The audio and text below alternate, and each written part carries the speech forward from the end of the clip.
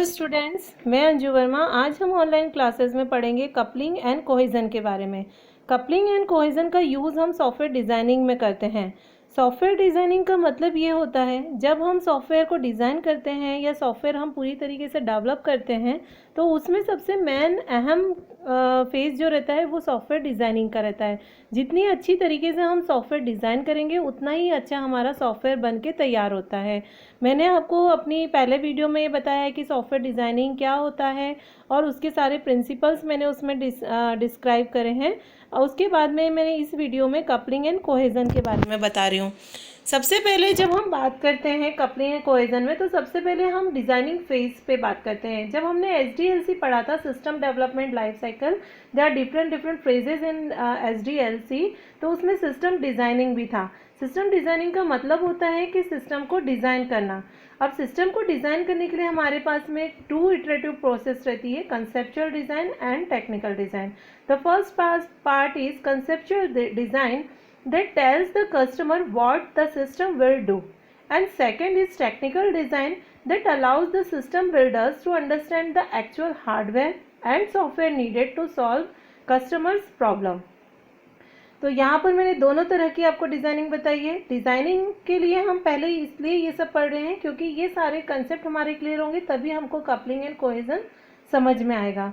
Coupling and cohesion दोनों measurement techniques होती हैं, लेकिन हम सिस्टम को अगर डिज़ाइन कर रहे हैं या सॉफ्टवेयर को हम डिज़ाइन कर रहे हैं तो उसके हमारे पास में 2 एस्पेक्ट रहते हैं, कंसेप्चुअल एंड टेक्निकल। कंसेप्चुअल में तो जो कस्टमर है वो क्या कर रहा है सिस्टम के ऊपर, कस्टमर किस तरह से उसको ऑपरेट कर रहा है, कस्टमर को उसकी रिक्वायरमेंट सेटिस्फाई कर रही है या नहीं कर रही है, वो सारा हमारा आता है कंसेप्चुअल डिज़ाइन में। एंड टेक्निकल डिज़ाइन में ये होता है कि वो कौन से हार्डवेयर और सॉफ्टवेयर को यूज़ कर रहा है, कस्टमर की प्रॉब्लम क्या है, उसके अकॉर्डिंग हम जो भी इसके अंदर प्रोग्रामिंग कर रहे हैं वो सारी आती है हमारी टेक्निकल डिज़ाइन के अंदर। अब यहाँ हम बात करते हैं कंसेप्चुअल डिज़ाइन ऑफ सिस्टम की। तो written in a simple language, मतलब हमें जो हमारा प्रोग्राम है वो हमें हमेशा सिंपल लैंग्वेज में ही लिखना पड़ेगा ताकि जो सामने वाला कस्टमर उसको यूज़ कर रहा है वो अंडरस्टैंडेबल हो। Detail explanation about system characteristics, then describe the functionality of the system and it is independent to implement and linked with requirement document, मतलब कि डॉक्यूमेंट जो रिक्वायरमेंट है उससे लिंक्ड भी होना चाहिए। तो ये सब आता है हमारा कंसेप्चुअल डिज़ाइन में। टेक्निकल डिज़ाइन क्या होता है? Hardware component and design, functionality and hierarchy of system component, software architecture, network architecture, data structure, DFD यानी कि flow of data, input output component of the system and show interface. तो ये सारे आ जाते हैं हमारे टेक्निकल डिज़ाइन के अंदर।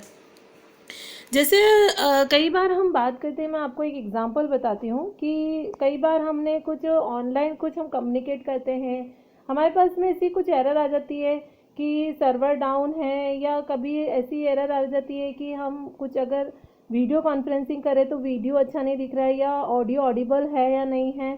तो इस तरह की प्रॉब्लम को हम बोलते हैं technical problem, right. Technical problem मतलब कुछ ना कुछ ऐसा टेक्निकल इशू होता है। तो इसका मतलब क्या हुआ? Hardware component and design, right.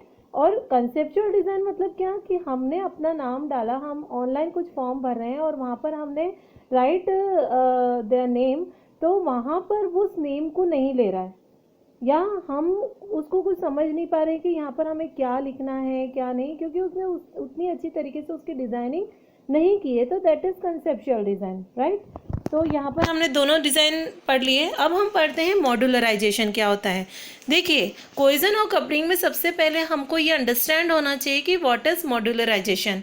मॉड्यूलराइजेशन means it is a process of dividing a software system into multiple independent modules where each modules work independently, and there are many advantages modularization in software engineering. Some of these are given below. Modularization means कि एक ऐसी process होती है जो हमारे पूरे software system को multiples modules में डिवाइड कर देती है जो कि वो इंडिपेंडेंटली वर्क करते हैं। अगर हम डिफरेंट मॉड्यूल्स में उसको डिवाइड करके देन हम इंटीग्रेट करके सॉफ्टवेयर बनाते हैं तो हमें वो ईजी होता है। तो यहाँ पर हम डिफरेंट मॉड्यूल में जब सॉफ्टवेयर को डिज़ाइन करते हैं तो डिफरेंट मॉड्यूल के ऊपर ही हम यहाँ पर ऑपरेशंस अप्लाई करते हैं या कोई भी टेक्निक होती है that apply on module. Okay, then there are advantages of modularization is that easy to understand the system and system maintenance is easy. देखो easy to understand the system, different different modules में हमने उसको divide किया तो हमें easy होगा understand करने के लिए. And system maintenance is easy, हमें एक ही मॉड्यूल को मेंटेनेंस करना है फिर दूसरे मॉड्यूल को मेंटेनेंस, तो डिफरेंट डिफरेंट मॉड्यूल्स को मेंटेनेंस करना हमारे लिए ईजी हो जाता है.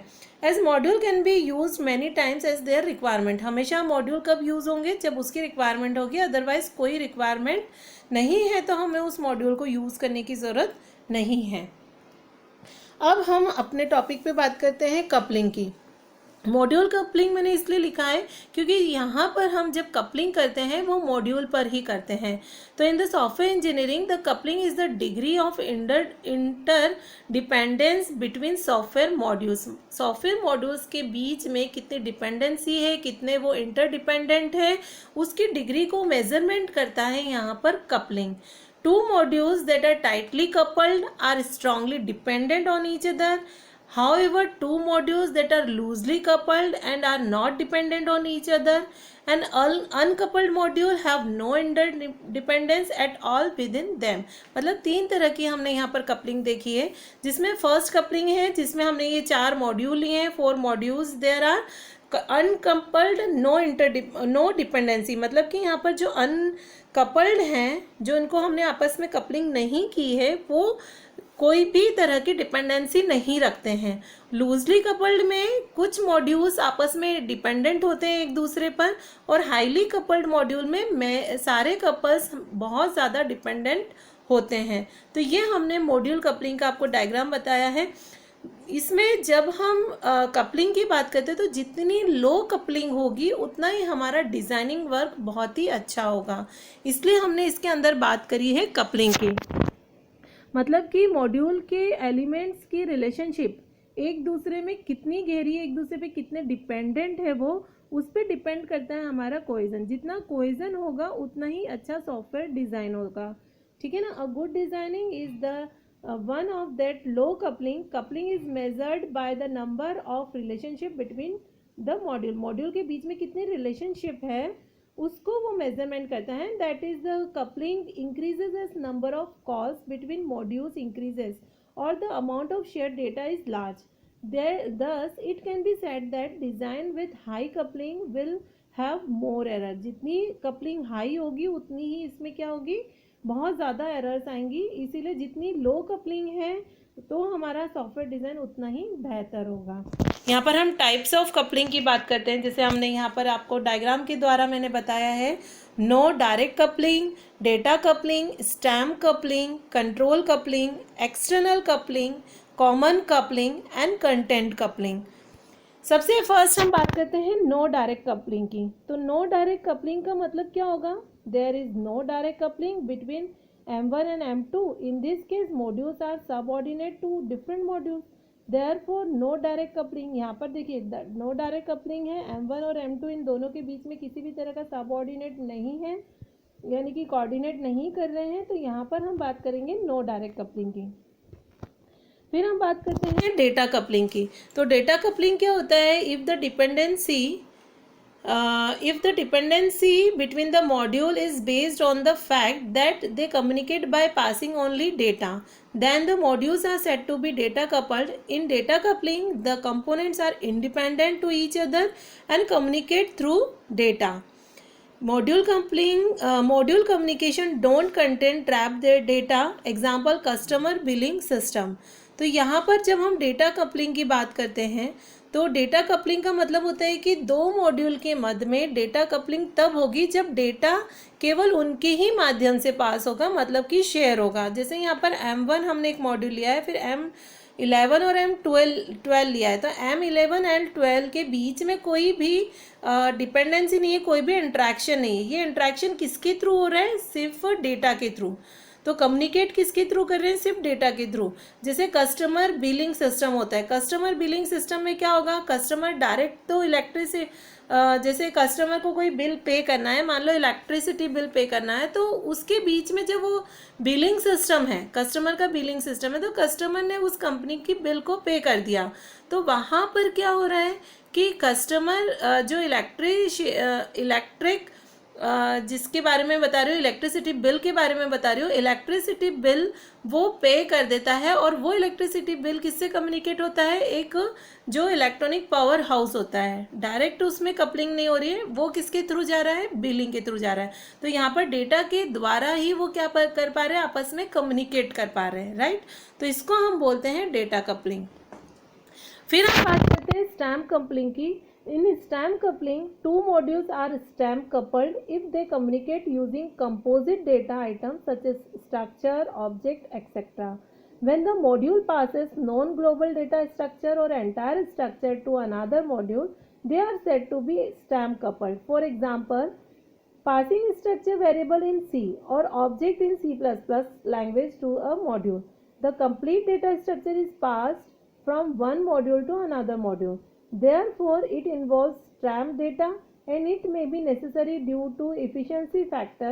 This choice made by insightful designer, not a lazy programmer. मतलब कि यहाँ पर कपलिंग में क्या हो रहा है कि बहुत सारे मॉड्यूल्स हैं और सब मॉड्यूल्स के बीच में डेटा स्ट्रक्चर को शेयर कर रहे हैं, तो इसके अलग अलग मॉड्यूल्स में डेटा स्ट्रक्चर को शेयर कर पा रहे हैं। जैसे मैंने यहाँ पर एग्जांपल लिया है सी का, जैसे हम पासिंग स्ट्रक्चर करते हैं सी के अंदर, तो पासिंग स्ट्रक्चर के अंदर हम क्या कर रहे हैं? वेरिएबल पासिंग स्ट्रक्चर वेरिएबल कर रहे हैं, मतलब कि एक स्ट्रक्चर को एक स्ट्रक्चर के अंदर हमने डिफाइन किया है और उसको हम उसके द्वारा कॉल कर रहे हैं। या ऑब्जेक्ट की अगर हम बात करते हैं C++ में, तो हमने डिफरेंट क्लासेस बना के उसका एक ऑब्जेक्ट बना दिया है। हम उस ऑब्जेक्ट के द्वारा ही हम क्या कर रहे हैं? उसकी क्लासेस को कॉल कर पा रहे हैं। तो यहाँ पर जो कॉलिंग हो रही है डेटा के द्वारा, वो होती है हमारी स्टैम्प कपलिंग। अब हम बात करते हैं कंट्रोल कपलिंग की। Control coupling exist among two modules. Data from one module is used to direct the structure of instructions execution in another. If modules communicate by passing control information, then they are said to be control coupled. It can be bad if parameters indicate completely different behavior, and good if parameters allow factoring and reuse of functionality. Example is sort function that takes comparison function as an argument. देखिए sort function का हमने यहाँ पर use किया है। जैसे अगर आपने कुछ भी प्रोग्रामिंग थोड़ी बहुत पढ़ी है तो आप समझ सकते हैं, सॉर्ट फंक्शन का यूज़ करते हैं हम, तो सॉर्टिंग हम अप्लाई कर रहे हैं। सॉर्टिंग मतलब क्या कि असेंडिंग और डिसेंडिंग ऑर्डर में हम उसको अरेंज कर रहे हैं। तो जो हमारा अनअरेंज डेटा रहता है उसको अरेंज करना, तो वहाँ पर हम बार बार उस फंक्शंस के आर्ग्यूमेंट को पास करते हैं, और जब वो आर्ग्यूमेंट को चेक करता है, अगर हमने आर्ग्यूमेंट सही दिया है, इट मीन्स कि वो सही तरीके से हमारा ऑपरेशन परफॉर्म करेगा। तो यहाँ पर वही है कि if parameter good allow factoring and reuse of functionality, if parameter bad तो complete it indicate completely different behaviour, right. तो एक मॉड्यूल दूसरे मॉड्यूल के फ्लो को नियंत्रित करे या डेटा को एक से दूसरे मॉड्यूल में सेंड करे, दैट इज कंट्रोल कपलिंग। अब हम बात करते हैं एक्सटर्नल कपलिंग की। External coupling arise when two module share an externally impose data format, communicate protocol और device interface. This is related to communication to external tools and devices. In external coupling, the modules dependent on other module external to the software being developed or to a particular type of hardware. Example है protocol, external file, device format etcetera. मतलब कि इस तरह की coupling में क्या होगा, जो एक्सटर्नल डेटा फॉर्मेट है या कम्युनिकेशन प्रोटोकॉल है, इन दोनों मॉड्यूल के द्वारा ही हम क्या कर सकते हैं, डेटा को शेयर कर सकते हैं। तो it is dependent on another module, मतलब कि प्रोटोकॉल पे ही डिपेंड हो गया या एक्सटर्नल फाइल पे डिपेंड है, डिवाइस फॉर्मेट अगर हम यूज़ करते हैं तो वो भी किसी ना किसी उस पर डिपेंडेंट होता है। तो यहाँ पर क्या हो रहा है, एक्सटर्नल डिवाइस के ऊपर डिपेंडेंट होना, राइट। तो एक्सटर्नल डिवाइस या external data format and communication protocol को दो मॉड्यूल के द्वारा शेयर किया जाता है, इन दोनों मॉड्यूल के द्वारा शेयर किया जाता है जब डेटा को, तो उसको हम बोलते हैं एक्सटर्नल कपलिंग। कॉमन कपलिंग की जब हम बात करते हैं तो two modules are common coupled if they shared information through the same some global data item. The modules have shared data such as global data structure.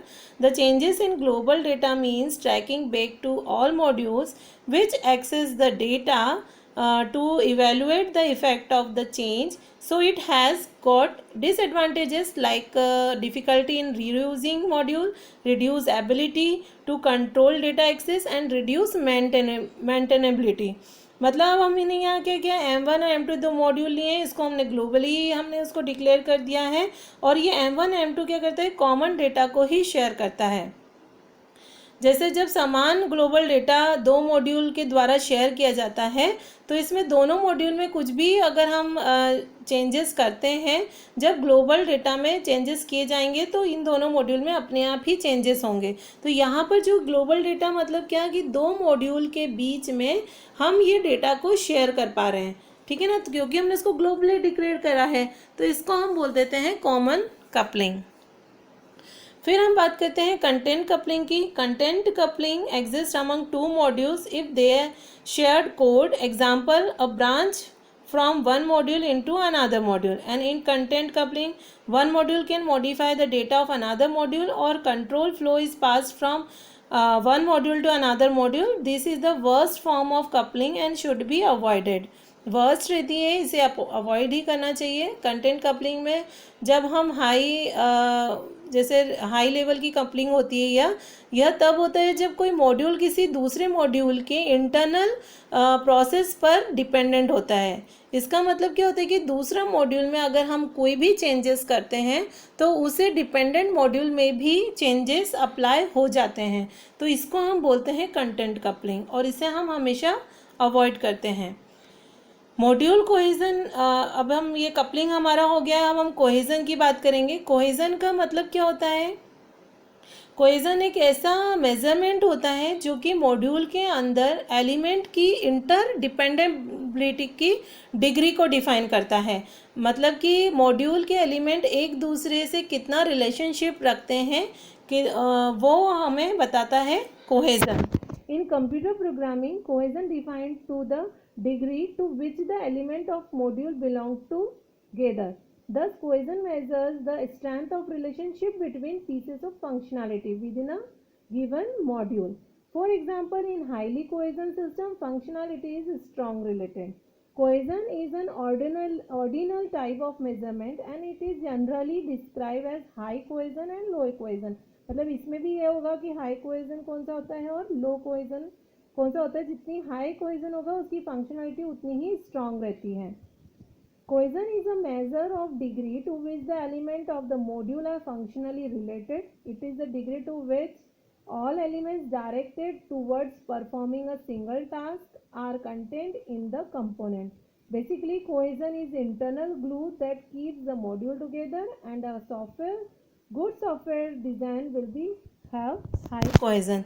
जितना हाई कोहेजन रहेगा software design उतना ही हमारा अच्छा होगा। अब यहाँ पर भी टाइप्स ऑफ कोहेजन होते हैं, जैसे functional cohesion, sequential cohesion, communication cohesion, procedural cohesion, temporal cohesion और लॉजिकली कोहेजन और कोइंसिडेंटली कोहेजन। तो यहाँ पर सबसे बेस्ट है फंक्शनल कोहेजन और सबसे वर्स्ट है कोइंसिडेंटल कोहेजन। अब हम कोइंसिडेंटल कोहेजन की जब हम बात करते हैं, हम ऊपर से स्टार्ट करते हैं फंक्शनल कोहेजन की। तो फंक्शनल कोहेजन की जब हम बात करते हैं तो फंक्शनल कोहेजन यह एक हाई लेवल का कोहेजन होता है। Functional cohesion set to exist if the different element of a module cooperate to achieve a single function. It means कि मॉड्यूल के जितने भी एलिमेंट्स होते हैं वो एक फंक्शन को परफॉर्म करने से रिलेटेड होते हैं, एक ही फंक्शन को परफॉर्म करते हैं। जितने भी एलिमेंट्स हैं वो एक ही फंक्शन में कोऑपरेट कर रहे हैं और उसे अचीव सिंगल फंक्शन को अचीव कर रहे हैं, तो that is functional cohesion and that is the high level of cohesion. तो ये हमारे इसमें बहुत ज़्यादा यूज़ होता है। सिक्वेंशियल कोहेजन जब हम बात करते हैं तो sequential cohesion, a module is said to possess sequential cohesion if the element of module from the components of the sequence where the output from one component of the sequence is input to the next. जब हम module के element एक साथ एक group में होते हैं, क्योंकि एक एलिमेंट का आउटपुट दूसरे एलिमेंट की इनपुट की तरह वर्क करता है, तो यहाँ पर हम बात करते हैं सीक्वेंशियल कोहेजन की। जैसे हमने लिंक लिस्ट में पढ़ा था कि एक नोड हमारा दूसरे नोड से लिंक रहता है, तो यहाँ का आउटपुट हमारा दूसरे उससे लिंक है। अगर हम लिंक लिस्ट की नहीं बात करते तो हम सिंपल वे में कह सकते हैं कि एक कंपोनेंट का आउटपुट दूसरे के लिए इनपुट की तरह वर्क कर रहा है, तो यहाँ पर हम बात करते हैं सीक्वेंशियल कोहेजन की। देन आता है हमारा communication cohesion. A module is said to have communication cohesion if all tasks of module refer to or update the same data structure. Example, the set of functions defined on an array or a stack, that is communication cohesion. जब module के अंदर के elements एक साथ group में होते हैं तो एक कार्य को पूरा करने के लिए सीक्वेंस में एग्जीक्यूट होते हैं तथा ये सभी मॉड्यूल एक ही समय डेटा पर कार्य करते हैं, इसीलिए इसे हम कम्युनिकेशन कोहेजन कहते हैं। जैसे कि मैंने इसमें आपको बताया है कि एक सेट ऑफ फंक्शंस को अगर हम डिफाइन कर रहे हैं अरे या स्टैक के अंदर, तो वो पूरे एलिमेंट पर ही वर्क करता है। पूरे एलिमेंट पे वर्क करता है, मतलब कि अगर हमको अरे या स्टैक में से किसी एलिमेंट को इंसर्ट करना है तो वो चेक करेगा कि मेमोरी उसमें फुल है या नहीं। अगर हमको डिलीट करना है तो वो चेक करेगा कि फुल है तो हम डिलीट कर सकते हैं, एम्प्टी तो नहीं है हम डिलीट कर सकते हैं या नहीं। तो that is a communication cohesion, right. अब हम बात करते हैं प्रोसीजरल कोहेजन की। तो a module is said to be procedural cohesion if the set of purpose of modules are all parts of procedure in which particular sequence of steps has to be carried out for achieving a goal. Example, algorithm for decoding a message. जब module के element एक साथ समूह में होते हैं या group में होते हैं तो एक टास्क को पूरा करने के लिए सीक्वेंस में एग्जीक्यूट होते हैं। और जो सीक्वेंस, जैसे हमने कम्युनिकेशन की बात करी थी, यहाँ भी सीक्वेंस में एग्जीक्यूट हो रहे थे, तो यहाँ पर एक ही समय में डेटा पर इंफॉर्मेशन पर कार्य करते हैं। जबकि प्रोसीजरल में क्या हो रहा है कि सीक्वेंस में एग्जीक्यूट होते हैं, इसी को हम प्रोसीजरल कोहेजन कहते हैं। जैसे कि किसी मैसेज को डिकोड करना है, तो अगर हमने वो एल्गोरिथम लिखा उस मैसेज को डिकोड करने के लिए, दैट इज़ प्रोसीजरल, राइट। उसकी हमने प्रोसेस एक के बाद एक हमने लिखी है और उससे सेट ऑफ प्रोसेस के द्वारा ही हम अपने टास्क को परफॉर्म कर पा रहे हैं। Temporal cohesion, when module includes function that are associated by the fact that all the methods must be executed in the same time, the module is said to be exhibit temporal cohesion. Temporal cohesion ये वो cohesion है जिसमें logical cohesion की तरह होता है, परंतु इसमें क्या हो रहा है कि एलिमेंट एक ही समय पर एग्जीक्यूट होने चाहिए। टेम्पोरल कोहेजन लॉजिकल कोहेजन से हाईली लेवल का होता है, क्योंकि इसमें एलिमेंट एक ही समय पर प्रोसेस करते हैं। जैसे मैंने क्या बोला है कि when module includes function that are associated by fact that all the methods must be executed in the same time, सारी मेथड सेम टाइम पे एग्जीक्यूट हो रही है, इसी को हमने बोला है टेम्पोरल कोहेजन। देन हम बात करते हैं लॉजिकल कोहेजन की। Logical cohesion, a module is said to be logically cohesion if all elements of module perform a similar operation. For example, error handling, data input, data output, that is a logical cohesion. मतलब कि एक module में logical cohesion कब हुआ, जब module के अंदर के एलिमेंट के मध्य लॉजिकल रिलेशनशिप होता है और एलिमेंट एक ही लॉजिकल क्लास में रखे गए फंक्शंस को परफॉर्म करता है।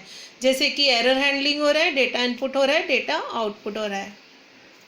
अब हम सबसे लास्ट हम बात करते हैं कोइंसिडेंटल कोहेजन की। A module is said to be is said to have coincidental cohesion if it perform a set of tasks that are associated with each other very loosely if at all। मतलब क्या हुआ कि cohesion में सबसे वैसे भी निम्न स्तर का होता है, मतलब वर्स्ट केस का होता है, यह तब घटित होता है जब मॉड्यूल के एलिमेंट के मध्य रिलेशनशिप नहीं होती है। तब यह होता है जब प्रोग्राम को छोटे छोटे मॉड्यूल में तोड़ दिया जाता है और उनके बीच में हम रिलेशनशिप नहीं बता रहे हैं, तो वो लूजली कपल्ड हो जाता है, देन वो कोइंसिडेंटल कोहेजन कहलाता है। अब हम बात करते हैं difference between coupling and cohesion, दोनों में डिफरेंस क्या है। जैसे coupling is called inter module binding, cohesion is called intra module binding. Inter module और इंट्रा मॉड्यूल मतलब क्या कि कपलिंग के अंदर हम मॉड्यूल्स के अंदर की हम बात करते हैं, जबकि कोहेजन में हम डिफरेंट डिफरेंट मॉड्यूल्स के बीच की बात करते हैं, right. Coupling shows the relationship between modules, right, and cohesion shows the relationship with in the modules, मतलब इसके मॉड्यूल्स के अंदर हम जो डिज़ाइनिंग कर रहे हैं, जो टेस्टिंग हम अप्लाई कर रहे हैं, जो टेक्निक्स हम अप्लाई कर रहे हैं, वो होता है cohesion. Coupling shows the relative independence between the module and cohesion shows the module's relative functional strength. While creating, you should aim for low coupling, dependency among modules should be less, and while creating, you should aim for high cohesion. Cohesion component module focus on single function with little interaction with other module of the system. In coupling, modules are linked to the other module, and in cohesion, the module focus on a single thing. That are the difference between coupling and cohesion. Thank you student. अगर आपको video अच्छा लगा हो तो आप इसे like और subscribe ज़रूर कीजिएगा, और कोई भी डाउट हो तो आप कमेंट बॉक्स में पूछ सकते हैं। Thank you.